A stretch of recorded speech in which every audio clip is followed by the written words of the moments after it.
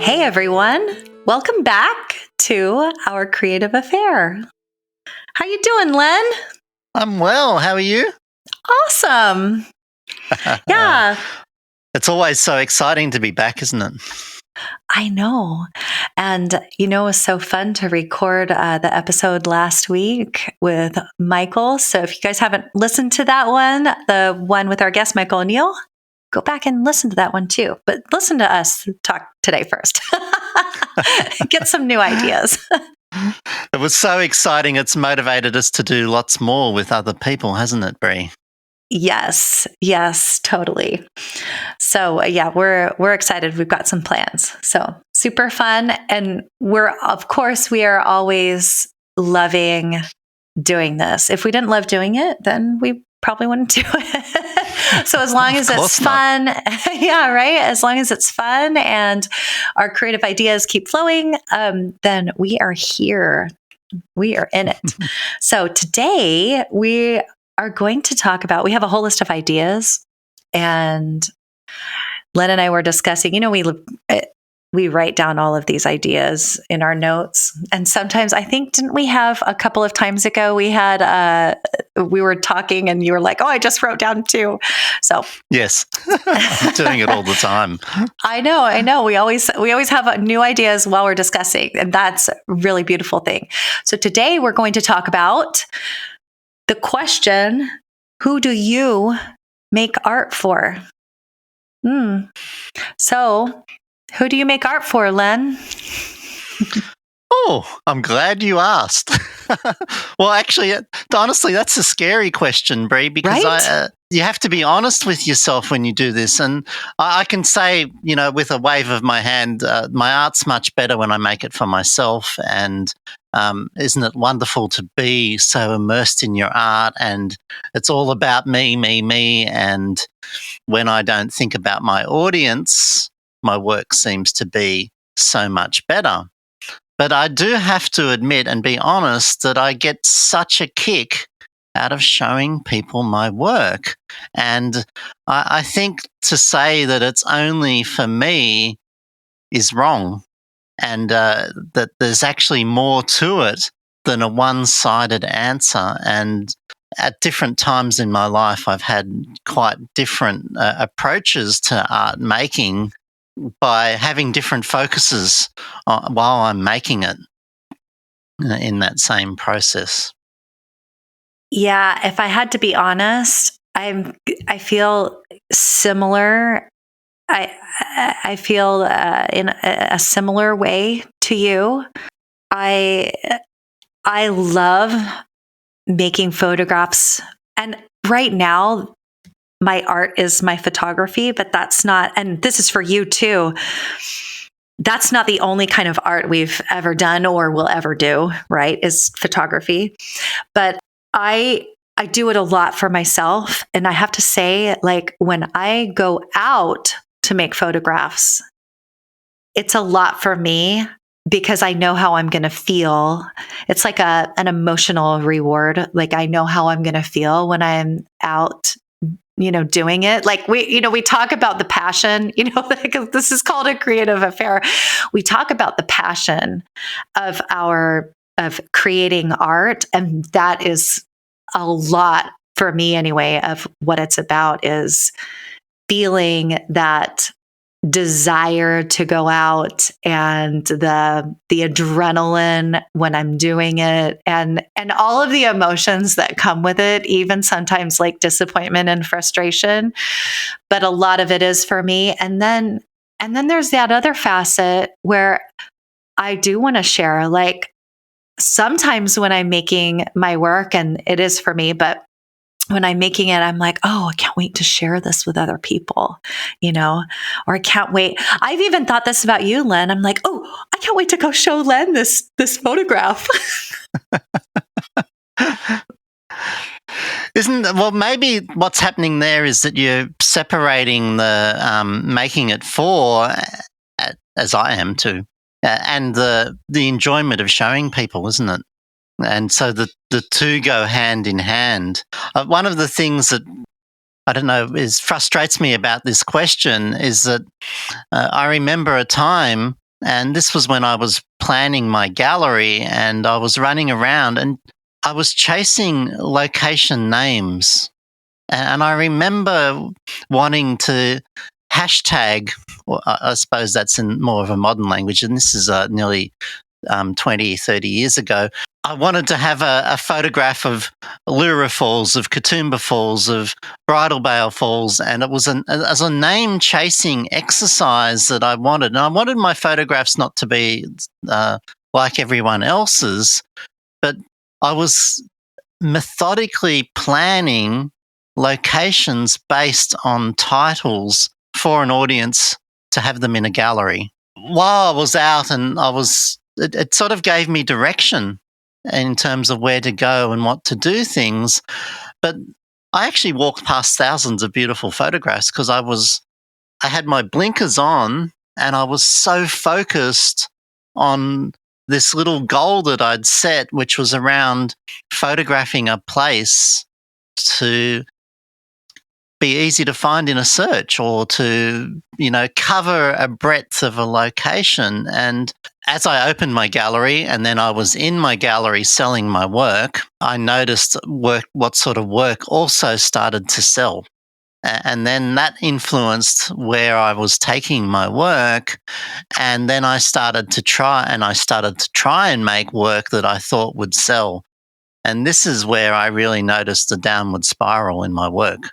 And perhaps it was a motivational one, but as I tried to make work that I thought I could make money from, the quality of the work went absolutely south in this process. And I know in the years, like I've closed that and that's all in the past now, but it's actually been a lesson since then to return to being not worrying about what people think about it. That's kind of oops, sorry, my daughter's trying to call me. Sorry, everyone.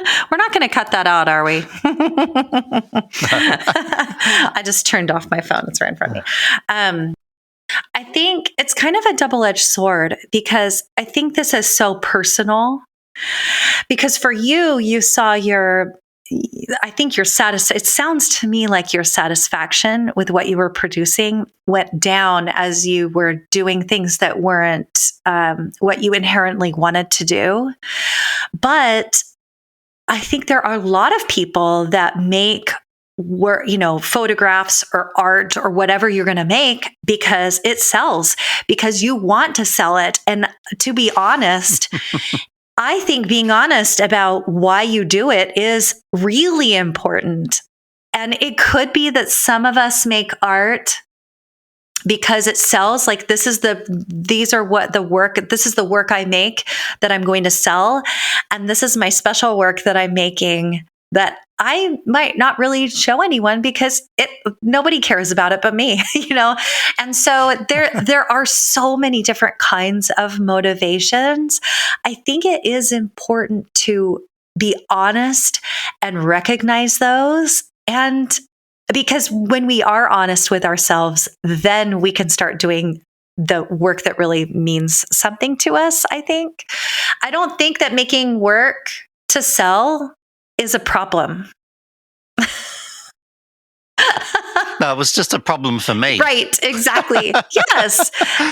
And then you know what? Because of that, I see and you can tell me whether or not I get this right, but it looks to me like you were like, well, maybe this isn't the path I want to take. Maybe the path I want to take is to be an educator because this fulfills me. This is more satisfying to me. I get to make the art I want to. I get to help other people make the art they want to. And everyone wins, right? So did I get that right? Yes. Yeah, very much so.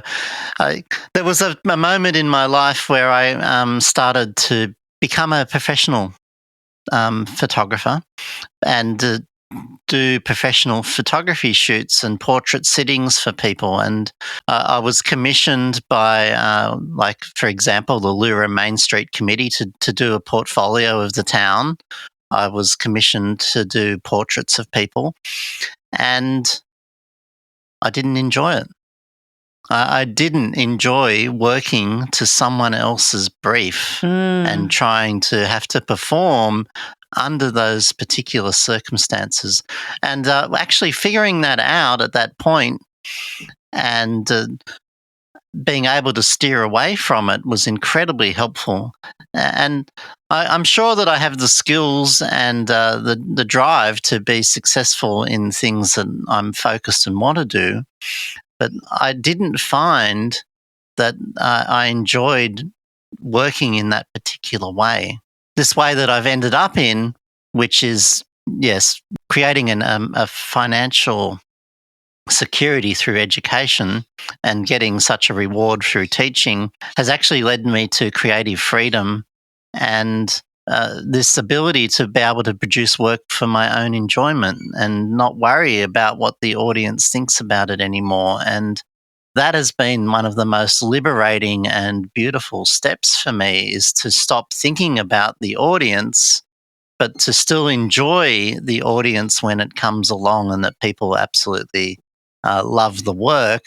And part of this, Brie, was about, if I'm imagining what the other person wants, it seems to take away a little bit of the creativity for me. And that's where I started to fall down that rabbit hole of it not feeling as inspiring. And I think it was the same when I worked out what would sell. It became formulaic. Is that the right word? What's the word there? Formulaic. It came formalic. Yes, it came to a set of rules and predictable. Yeah. And it was the predictability that actually caught me out in the end. And you're absolutely right. You've got to figure out what it is for you as an individual, don't you? And each of us are different. Working out who we are and what makes us tick is really one of the key ingredients to understanding how to keep and have a creative life, don't you think? Yeah.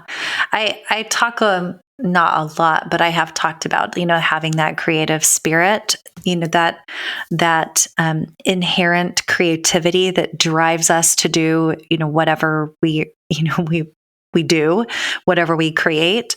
And I don't think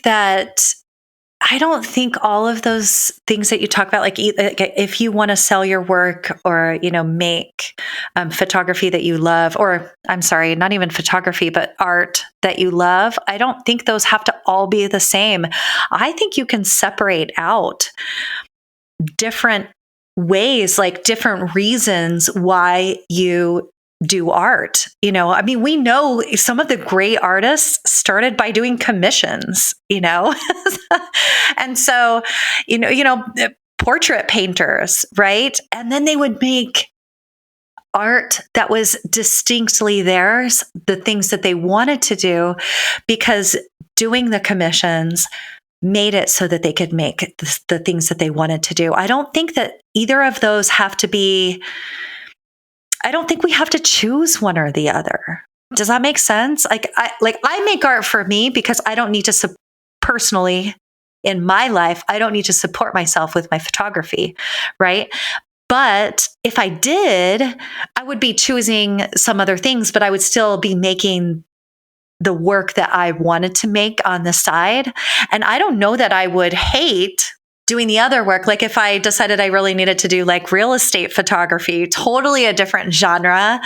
Somebody mentioned that the other day and I kind of bristled at it. And I thought, well, I guess I could do that if I take pictures of people's houses. But there's nothing wrong with that.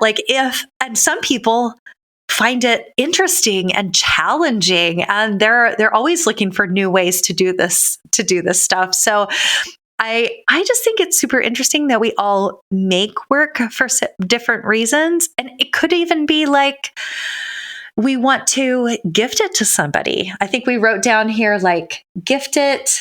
I'm looking at my notes here. Like fun, selling. What are some other reasons that we might make art? Oh, I know. Who is that photographer, Len? I cannot remember her name. After she passed, she just made photographs. I know you know her name. And they found boxes and boxes of her film. Vivian Mayer. Yes. Yeah. She never even saw her photographs. It was all negatives, or they were just undeveloped. It was just undeveloped film. I can't remember what it was. Do you remember? Well, she's an interesting case in point because uh, a lot of people say she didn't want her work to be seen and that she was such a private person. And she even described herself as being a thief or a spy in her language of what she did. And she had a door lock on her door so that she worked as a nanny.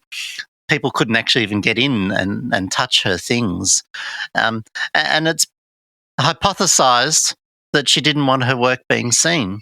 But she did write to a gallery, I think it was in France or in Europe somewhere, and actually ask to have an exhibition.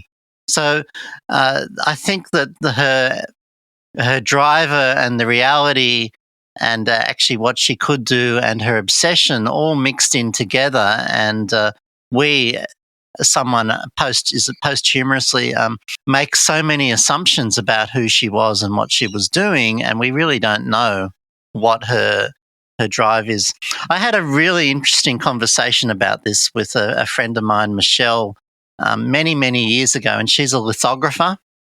And when she was studying at art school, she won awards and was chosen to be one of the artists out in the world by the art community and all she was doing incredibly well. I was talking to her about Vivian Mayer and said, "Oh, isn't it a shame that Vivian didn't want her work being seen?" I didn't know at that time that she'd even asked for an exhibition and wanted one. And Michelle said to me, "Glenn, what's wrong with making art for me and not showing anyone? And why can't I do that? And why can't she be allowed to do that? And why does it have to be shown?" And it was this wake up call where Michelle sort of slapped me in the face and said, "Len, you're making a huge assumption about what someone should be doing with their artwork. And it's not sad at all that she didn't show anyone her work. That's just how it was." And um, it's sad the gallery said no, and we would have all loved to have seen it, but we can make work very private for ourselves. In fact, I have a huge collection of art that I haven't shown people that's On made color. for. Just kidding. Yes, there is a huge body of color work, and there's a huge body of work of people too that I haven't really shown people as well. So why not enjoy making work for yourself without actually having an audience? Right. I wonder if Vivian would be mad that she has a whole book about her right now.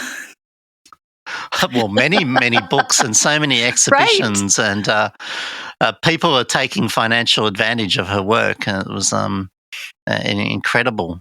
I need to read more about her because I don't know enough. So, I know about her work, but I don't know enough. So I'll put her on my to study list. There's a documentary film about her too, and you can rent that for $4 or something at the moment. I like and, it's worth watching, and it's worth looking at her story, because also you have somehow her collection got split, and you had actually two collectors owning different parts of the collection, and then eventually. You also have the family coming back. I think it's the nephews or great nephews coming back and saying, "Well, where's our share of what's going on?" So it's quite an interesting story to unfold and unpack what's happening there. And it was funny because I was talking about it only the other day, that why are we so obsessed with her work? And Right. I find that is a really interesting question to discuss and look at as well. Well, I think psychologically it's fascinating because, like, you love making work you love sharing it, right? And then I think a lot of us love sharing our work. Like, I think a lot of us have that mindset, like, why create it if we can't share it?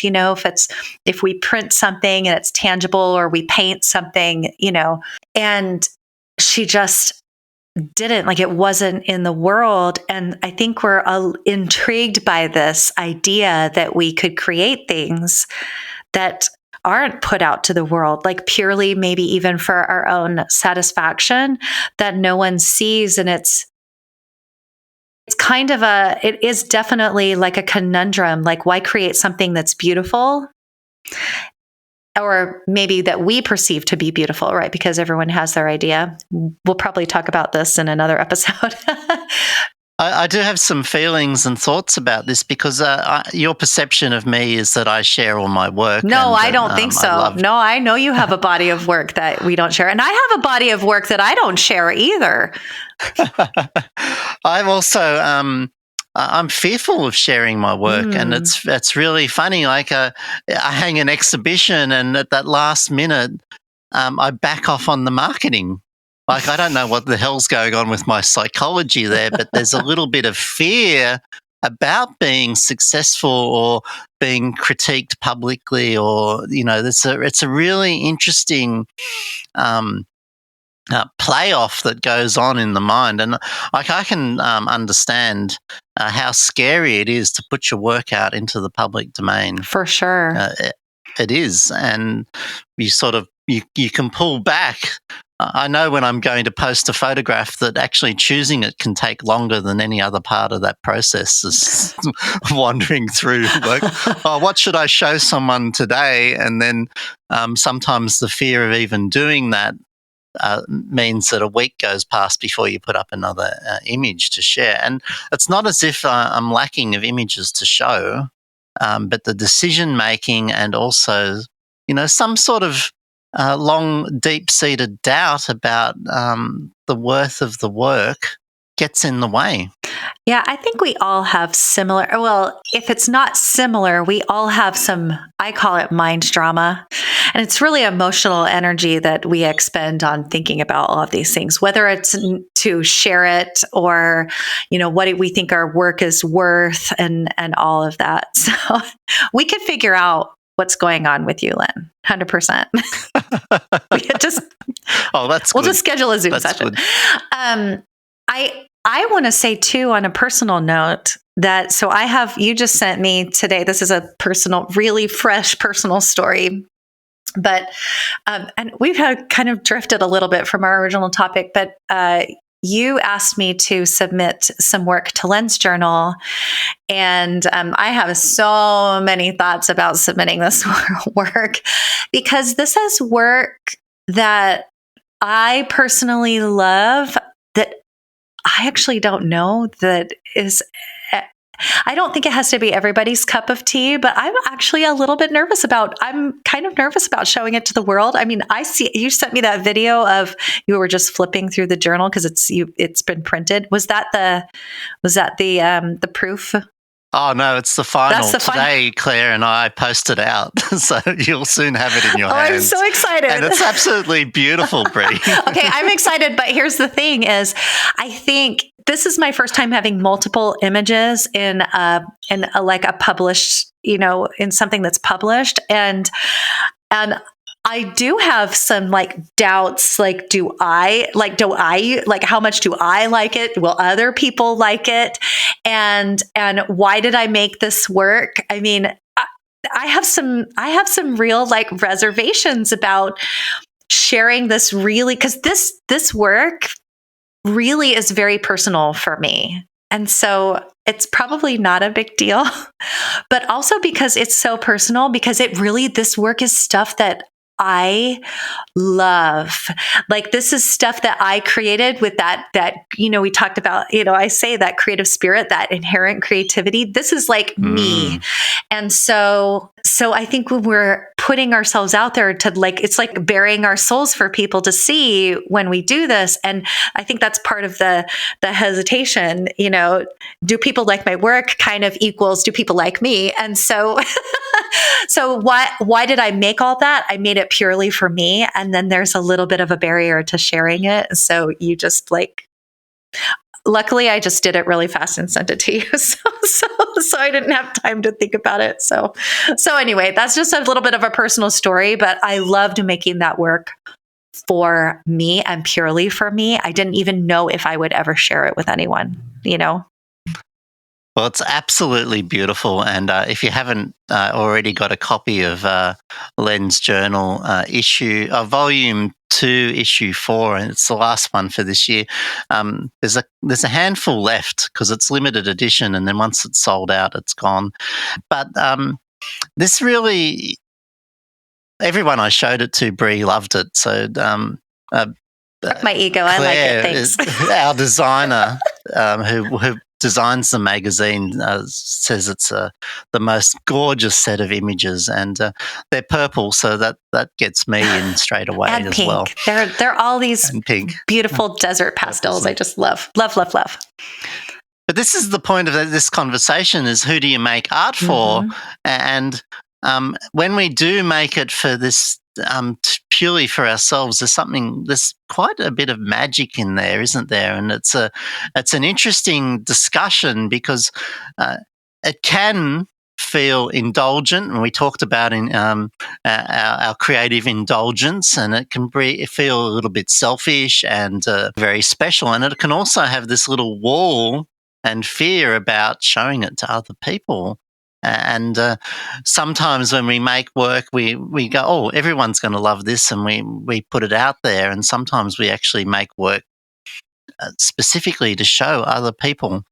And our conversation, hopefully today, through sharing this, is that there isn't a straight answer to this, that each person has different motivations and responses, and there's nothing wrong for making it for money or making it to show or to making it for an audience.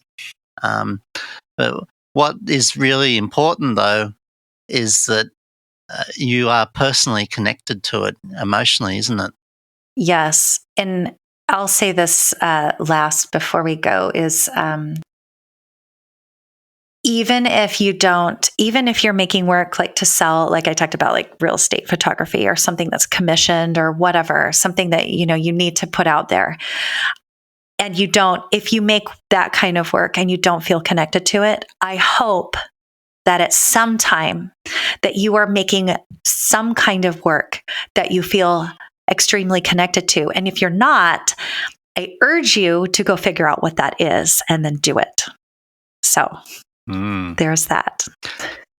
I've got a friend who's a real estate photographer, and he shows me with absolute glee the work that he does, and he's incredibly passionate about it, and it's hard. It's hard to make a tiny house look big. It's hard to go around and move all the furniture and change all of the light bulbs so you get the most beautiful images of the work. And then if you're doing like a car dealership from the outside, all the lights are different color temperatures. It's quite a difficult job anyway. He loves his real estate photography, and he shows me with absolute glee and passion. And he does it as a business, so it's a financial thing that he's doing as well, and it's a beautiful, beautiful work. So there's a living, breathing example. That's wonderful. I love that, and I didn't know that was so hard. I mean, I know lights are different temperatures because I've done that at my house, but there's always something. There's always something to be considered. I love it. Well, Len, that was a lovely conversation, and I can't wait to talk to you next time. Well, thank you very much, and what a wonderful thing. And please ask yourselves, who do you make your photography for? Thank you for joining us in our creative affair. If you love the passion we bring to this creative content, please support the podcast by sharing with a friend, subscribing, and leaving us a review. Thanks. If you'd like to learn more about creative photography, visit lenmetcalf.com, where you can find links to Len's photography school, videos, and publications. He would love to invite you to sign up to his newsletter. To find out more about my work, including my photography and mentoring in my Creative Confidence group coaching program, visit creativemindscoach.com. See you next time.